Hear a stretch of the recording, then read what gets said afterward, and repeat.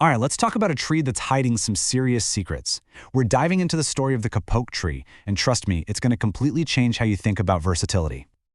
So let me ask you this. What if you found out that a single flower, the kind you'd admire, was also an ingredient for soup, the raw material for a boat, and a source for industrial oil?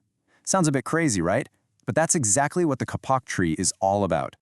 So, where do we even start with this thing? Well, like with a lot of stories in nature, we've got to start with the main attraction, the flower.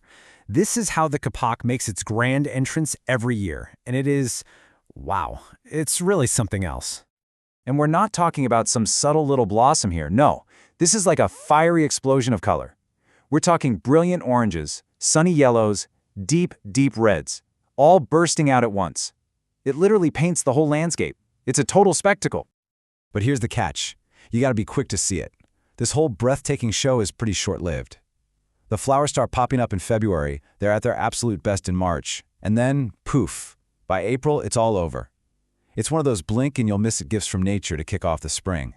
And the cool thing is, this isn't something you can only see in a documentary. Nope, you can actually go and see this for yourself. Places like the Bai He district in Tainan City are famous for it. It's awesome when a natural wonder like this is right there, in a real place you can visit.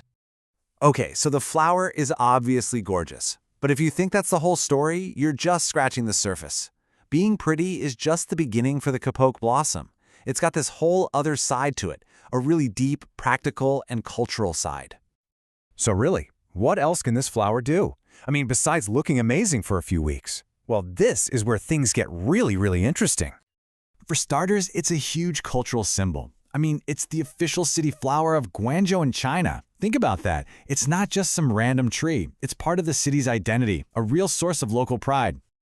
And then there's the practical stuff. You can actually eat it.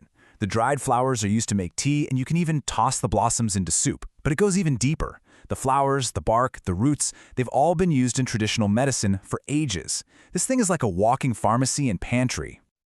All right, so we've got a beautiful flower, a cultural icon, and a food ingredient. Pretty impressive, right? Well, hold on, because we're about to get to the most shocking part of the kapok story. This is where the tree reveals its hidden identity as an industrial powerhouse. Now, to really get why this next part is so wild, you need to know one key fact about the wood from this tree. It's super soft. And when you hear soft wood, you're probably thinking, okay, so not very useful for anything strong, right? It sounds like a major weakness. And that's where you'd be wrong. This is the mind-blowing part. That soft wood gets completely transformed. Yeah, it's made into paper and boxes, that kind of makes sense. But then, it's used to make things like buckets, and get this, even boats, full-on boats, from a wood that's famous for being soft. It's just an incredible mix of nature's weirdness and human cleverness. You'd think that's the end of the surprises, right? A boat made from soft wood can't top that.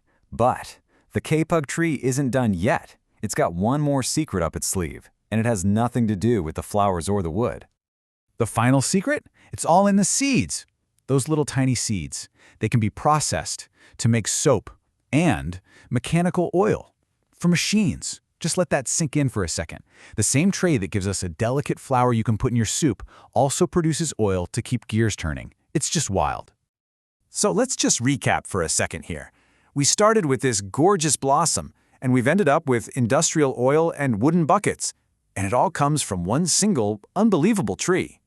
It's really like the tree has two completely different personalities, doesn't it? On one side, you've got the beauty, the fiery orange flowers, the city symbol. And on the other side, you've got pure rugged utility, mechanical oil, and actual boats. It's such a perfect example of how something can be both delicate and incredibly tough. When you boil it all down, the kapok is exactly that, a feast for the eyes and a factory for industry. It just perfectly connects these two worlds, the world of beauty and the world of work, in a way you just don't see very often. And that really makes you think, doesn't it?